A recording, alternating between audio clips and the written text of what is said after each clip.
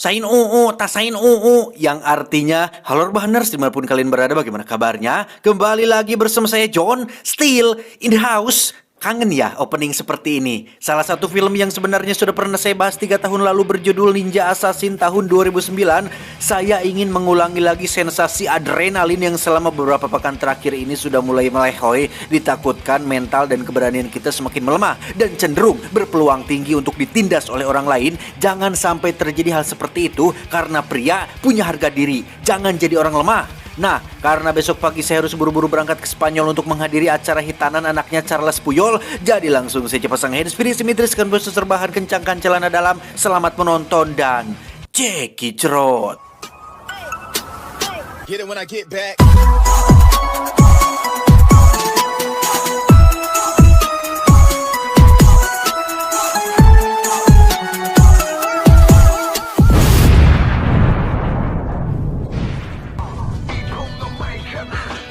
Cerita diawali dengan memperlihatkan kelompok Yakuza sedang berkumpul di sebuah bar di Jepang, di mana sang bos kebetulan sedang dibuatkan tato oleh kakek pembuat tato yang metode pembuatannya masih menggunakan cara tradisional, sehingga hal itu membuat si bos kesakitan dan memarahi si kakek berkali-kali. Did you just say, old man?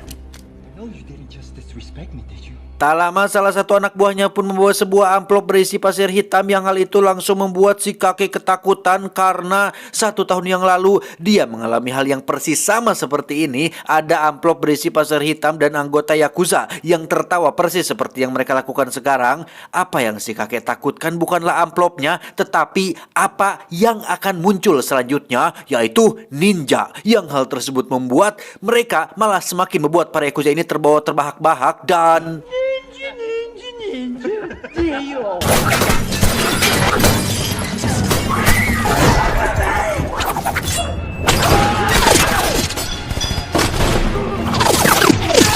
Ya, semua yang dikatakan si kakek pun menjadi kenyataan ketika sosok ninja yang bersembunyi di kegelapan dengan begitu sadis membantai semua anggota Yakuza termasuk si bos. Sehingga di saat bersamaan si kakek merasa sangat kagum sekaligus takut karena mitos tentang keberadaan ninja kecuali Naruto adalah nyata dan bukan hanya dongeng semata.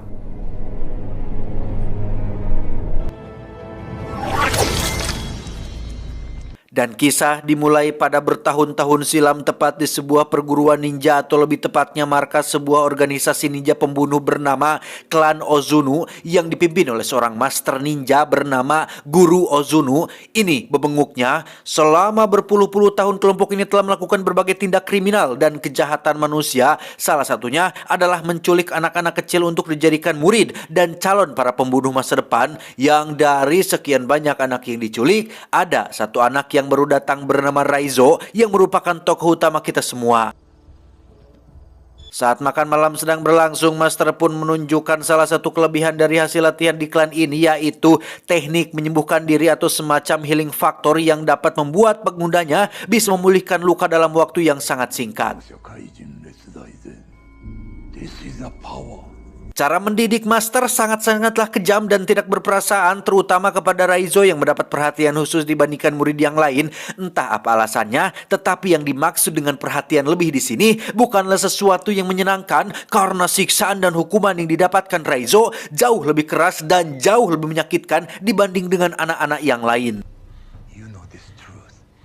Sebagai contoh, Raizo mendapat pelatihan khusus untuk bisa berjalan di atas lantai tanpa menghasilkan suara rereketan, atau harus bisa bergerak dalam kesenyapan dan kesunyian. Yang karena Raizo masih kecil dan belum bisa mengendalikan tubuhnya, ia pun berkali-kali melakukan kesalahan hingga sang guru harus memukul telapak kakinya sampai berdarah-darah. Dari sekian banyak murid, ada satu gadis kecil bernama Kiriko yang nampak perhatian dengan Raizo yang sedang menahan rasa sakitnya. Dia mengobati luka Raizo supaya rasa sakitnya berkurang, sehingga momen tersebut menjadi momen penting awal kedekatan di antara keduanya. Beberapa tahun kemudian, kini Raizo dan anak-anak lain sudah beranjak remaja, di mana saat ini Raizo sedang melakukan duel dengan satu murid polontong bernama Takeshi yang nampak berambisi untuk mengalahkannya sekaligus ingin cari perhatian dari gurunya. Yang ketika Raizo dicurangi hingga terluka di bagian kepala, sang guru bukannya memotivasi atau mengusap lukanya, tapi justru mana menambah rasa sakit dengan cara menunjukkan teknik memelintir ulu hati supaya Raizo bisa mengendalikan rasa sakitnya sendiri.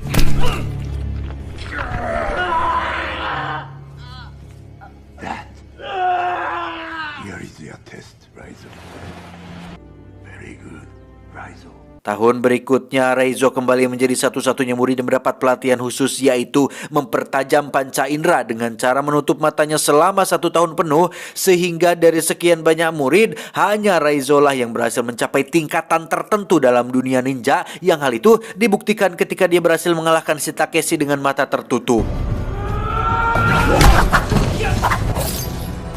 Giliran Kiriko yang bertarung, dia dapat dengan mudah mengalahkan lawannya. Namun sang guru punya perintah lain yang cukup berat yang mengharuskan Kiriko melukai lawannya dengan sangat parah. Yang karena Kiriko menolak perintahnya, maka dia mendapat sanksi langsung dari sang guru berupa satu tebasan yang melukai wajahnya.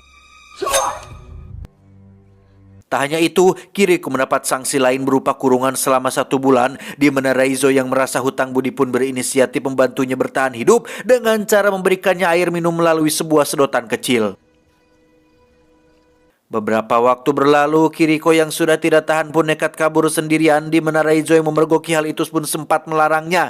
Karena jika dia melakukannya maka hukumannya akan sangat-sangat berat, yaitu kematian. Namun Kiriko tetap yakin dengan keputusannya karena setiap manusia berhak mendapatkan kehidupan dan punya hak untuk menunjukkan atau menentukan jalan ninjanya masing-masing.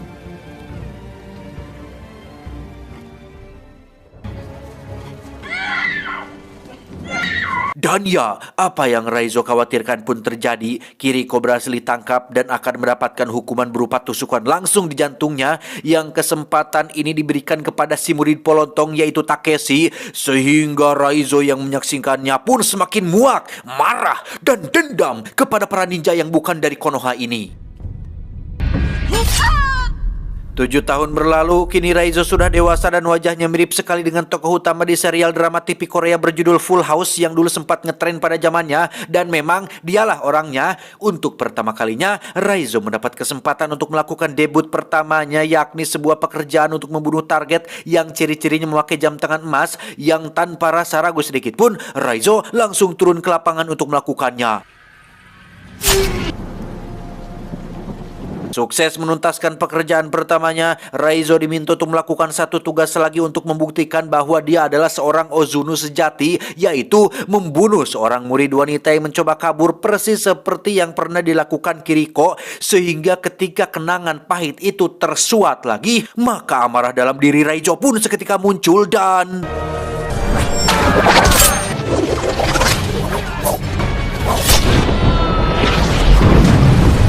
Entah bagaimana kronologi detail setelah kejadian itu, intinya si guru menganggap Raizo sudah berkhianat dan meninggalkan sedikit cindera mata berupa luka di wajah yang membuat satu mata si guru pecak, mamam si lebok. Dan kisah baru akan benar-benar dimulai ketika Raizo memulai hidup barunya dengan identitas yang baru. Dan inilah Chibimaru Kocan, loh, dan inilah Ninja Assassin.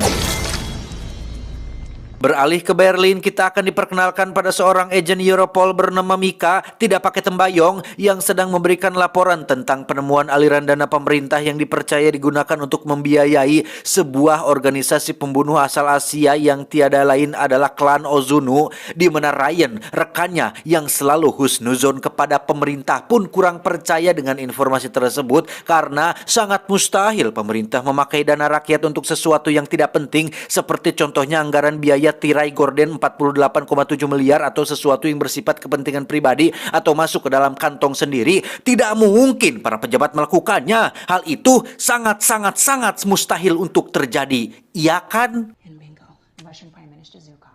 2 hari kemudian, Ryan nyatanya peduli dengan penyelidikan Mia dan bahkan sudah mendapatkan beberapa informasi mengenai kasus ini, di mana 2 tahun yang lalu juga ada seorang agen intelijen asal Rusia yang sudah lebih dulu menyelidiki kasus ini, bahwa memang benar beberapa oknum pemerintahan dari beberapa negara diketahui sering memakai jasa dari klan Ozuno untuk menyelesaikan suatu permasalahan seperti menghabisi saingan politik, melukai pejabat jujur dengan cara disiram air keras di waktu subuh, dan lain-lain, sehingga apabila Mia ingin melanjutkan penyelidikan ini, dia bisa pergi ke Rusia untuk menemui istri dari si agen yang tewas 2 tahun yang lalu.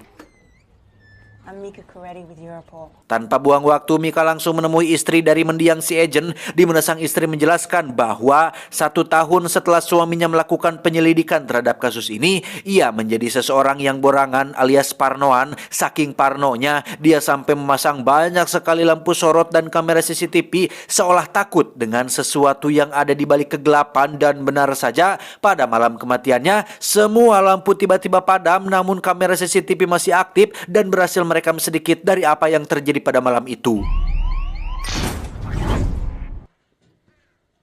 Saat Mika periksa, ternyata ada wajah Reizo yang sedang bertarung dengan sesuatu yang tidak tertangkap kamera. Entah dia pelakunya atau sedang bertarung dengan si pelaku. Namun Mika percaya bahwa Reizo adalah kunci untuk mengungkap kasus ini.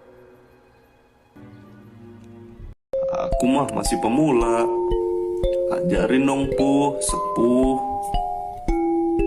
sepuh, ajarin dong, masih pemula. Kembali ke Reizo dengan kehidupan barunya di kota, dia kebetulan sedang berada di tempat cuci pakaian tepat saat ada seorang wanita Jepang meminta pertolongannya. Yang berkat latihan selama bertahun-tahun, Reizo memiliki insting yang sangat-sangat tajam hingga dapat menyadari jika wanita yang ada di depannya saat ini adalah seorang ninja yang diutus untuk membunuhnya, sehingga Reizo sendiri tinggal di sebuah apartemen biasa. Setiap kali dia pulang dari luar, Reizo pasti selalu memeriksa barang-barang pribadinya untuk memastikan tidak ada orang yang masuk ke tempat tinggalnya. Dan saatnya jadwal latihan, Reizo sesekali teringat dengan perkataan sang guru mengenai cara hidup seorang ninja, bahwa rasa sakit adalah kelemahan dan satu-satunya cara untuk mengatasinya adalah mengendalikan rasa sakit itu sendiri.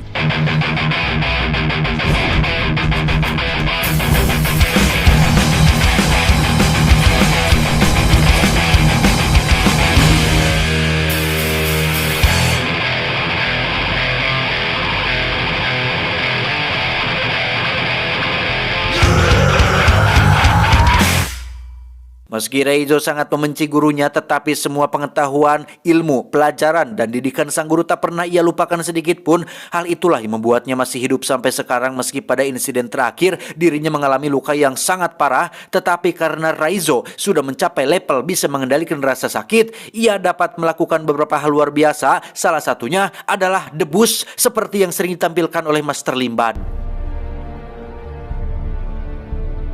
Tak hanya itu, Reizo memiliki senjata favorit yang disebut dengan kusarigama atau sejenis senjata yang terdiri dari rantai dan pisau tajam kecil. Akan sangat bahaya sekali apabila digunakan oleh orang yang tidak profesional, tetapi di tangan para sepuh, suhu, senior, spesialis, dan ahlinya, kusarigama adalah senjata yang sangat mematikan. Sepuh, ajarin dong.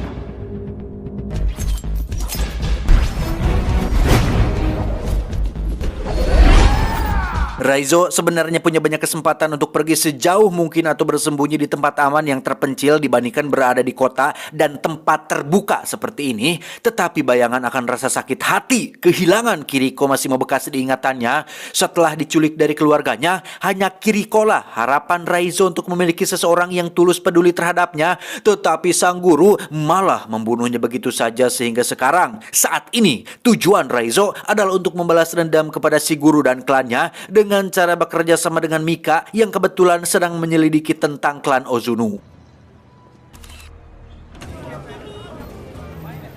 Kembali ke Mika yang sedang berada di kantornya, dia kedatangan seorang utusan dari pemerintahan yang rupanya atau nampaknya mulai mencurigai tentang penyelidikan yang dilakukannya, sehingga Mika segera menemui Ryan untuk memberitahunya bahwa kecurigaan mereka berdua selama ini kemungkinan adalah benar, karena tidak mungkin pemerintah sampai mengutus seseorang untuk menemuinya hanya untuk memastikan penyelidikan ini. Sehingga Ryan yang mulai khawatir dengan keselamatan Mika pun menyuruhnya untuk segera tinggalkan kota ini dan pergi cari tempat aman untuk sementara waktu. Tiba di komplek rumahnya, Mika diberitahu tetangga tentang pemadaman listrik yang terjadi secara tiba-tiba, sehingga Mika menjadi sangat khawatir karena dari hasil penyelidikannya, ciri-ciri awal kemunculan para ninja pembunuh pasti selalu ditandai dengan lumpuhnya pencahayaan yang ketika sudah masuk ke dalam kamar, alangkah terkejutnya Mika saat menemukan sebuah amplop berisi pasir hitam dan tiba-tiba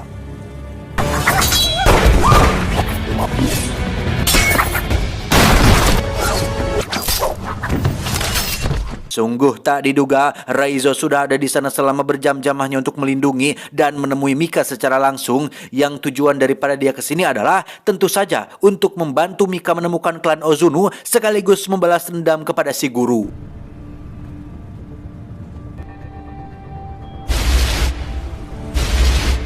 Mereka berdua pun berhenti di swalaya untuk merubah penampilan demi untuk mengurangi resiko ketahuan, di mana Mika yang belegug pun malah menghubungi Ryan untuk memberitahunya bahwa saat ini dia bersama dengan Raizo, sehingga Ryan segera memberikan lokasi tempat untuk mereka bisa bertemu. On our side, Ryan. He wants Ozunu, but he needs... Tiba di lokasi pertemuan, Raizo yang memiliki insting kuat pun bisa langsung menyadari niat Ryan yang ingin menangkapnya dan...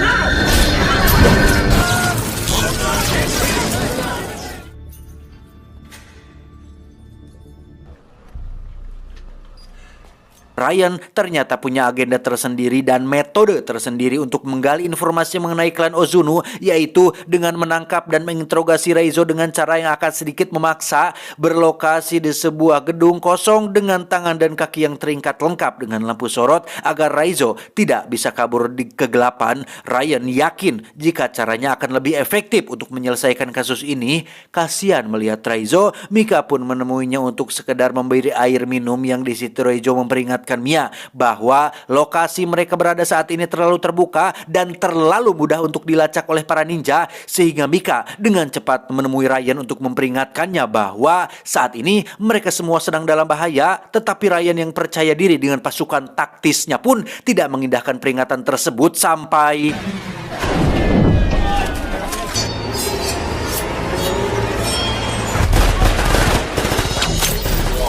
Ketika para ninja sedang sibuk membantai pasukan taktis, Mika sendiri terlihat sedang melepaskan ikatan Raizo tepat saat satu ninja sudah keburu masuk ke dalam sana dan... Ryan yang di awal PDD meremehkan para ninja pun kini bisa nyumput menyaksikan satu persatu anggotanya dibunuh. Raizo menyuruh Mika untuk pergi duluan ke mobil, sementara dirinya akan menghadapi semua ninja hanya seorang diri. Little brother.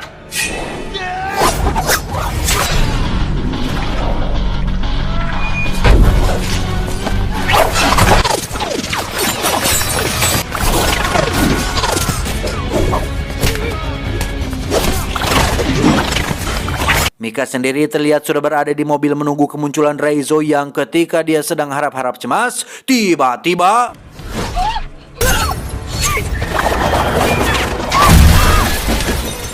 Kembali ke Raizo yang masih bertarung di dalam gedung, yang meski dia punya kemampuan di atas rata-rata, tetapi jika diprak-pak terus-menerus, lama-lama kelelahan juga, sehingga Raizo memilih tempat lain yang lebih terbuka untuk melanjutkan pertarungan ini.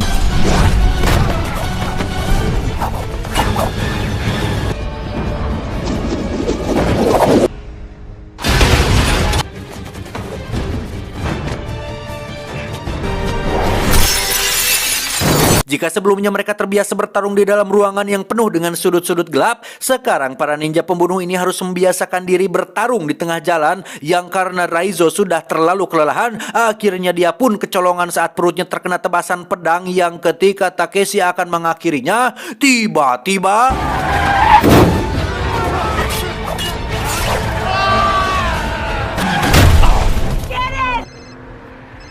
Ryan berhasil selamat dengan hanya menyisakan sedikit dari anak buahnya, sementara Mika membawa Raizo yang terluka ke kamar hotel, yang di situ Mika dan Ryan sepakat untuk akan sengaja membiarkan Raizo ditangkap oleh para ninja, tapi tentu saja ada rencana di balik itu, yakni memasukkan alat pelacak ke dalam tubuh Raizo supaya mereka bisa mengetahui di mana markas klan Ozunu berada.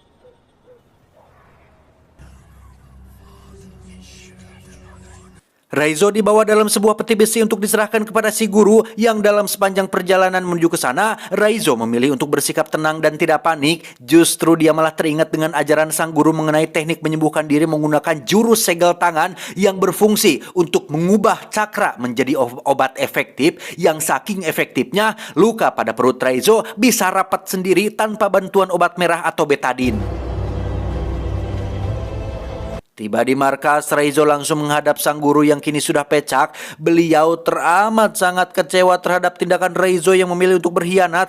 Padahal dulu, waktu pertama datang ke tempat ini, si guru melihat potensi besar pada diri Raizo dan ada sedikit harapan tentang Raizo yang akan menjadi penerusnya menggantikan kepemimpinan klan Ozuno di tempat ini. Tetapi pada kenyataannya takdir berkata lain sehingga sekarang Raizo harus mendapatkan hukuman mati atas pengkhianatan yang telah dilakukannya. Tepat disaksikan oleh Takeshi dan para murid, si guru tidak langsung membunuh Raizo tetapi ingin puas menyiksanya terlebih dahulu menggunakan jurus yang sama, yaitu jurus pelintir ulu hati, yang ketika Raizo batuk darah, keluarlah alat pelacak kecil dari dalam mulutnya yang tepat saat Takeshi menyadarinya, tiba-tiba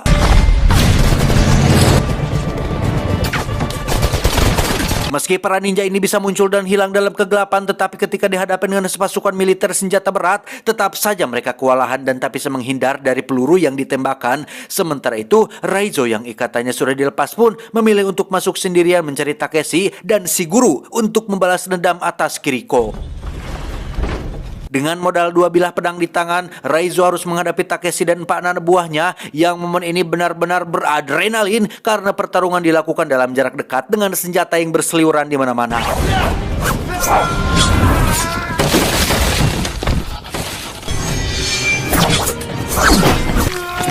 Selesai menghabisi para kerocok, ini Raizo harus menghadapi Takeshi menggunakan cara licik, yaitu memakai jurus bacotan dengan mengingatkan kembali akan rasa sakit Raizo ketika melihat Kiriko mati dibunuh.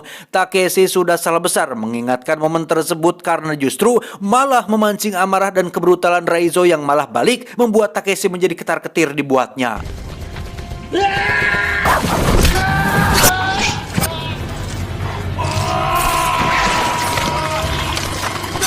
Selesai menghabisi Takeshi, saatnya Raizo menghadapi sang gegedugnya alias si guru yang di sini beliau menggunakan teknik rahasia yang belum sempat diajarkan, yaitu jurus ilusi bayangan yang membuatnya mampu hilang dan muncul dengan sangat cepat.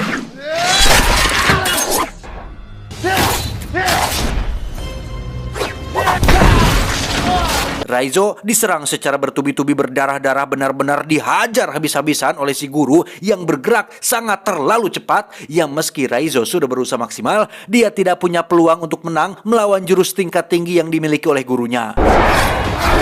Tepat saat Raizo akan dibunuh, muncullah Mika yang berhasil menyelamatkannya, namun sungguh sangat disayangkan, si guru tiba-tiba muncul dari belakang dan menusuk dada kiri Mika yang membuatnya langsung terjatuh dan...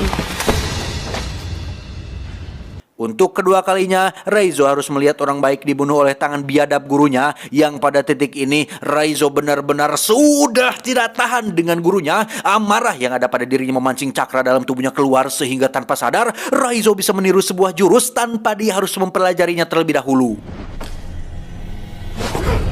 Dan ya, kini saatnya si guru ketar-ketir melihat anak didiknya lebih jago, lebih cepat, lebih luar biasa menguasai jurus rahasianya. Sehingga jangan salahkan Pak Harun Masiku apabila si guru harus tewas saat itu juga.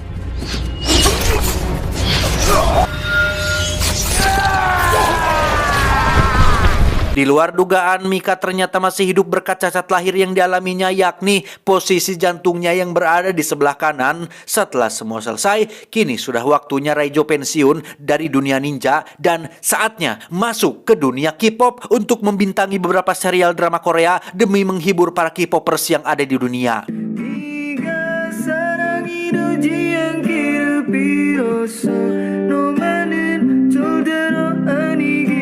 Tamat, ending yang cukup meninjakan. Sama seperti sikap Raizo yang memilih untuk mengkhianati kelompok jahatnya, bahwa hidup itu terdiri dari berbagai pilihan dan kita harus mampu memilihnya meski dalam kondisi terdesak. Ingat, hanya ada 2 pilihan untuk memenangkan kehidupan, yaitu keberanian dan keikhlasan. Jika tidak berani, ikhlaslah menerimanya. Jika tidak ikhlas, beranilah mengubahnya. Saya John, mewakili jajaran direksi yang bertugas, mengucapkan terima kasih dan sampai jumpa di video selanjutnya. Adios, sempak basah Orochimaru. Cuau, cuau, cuau.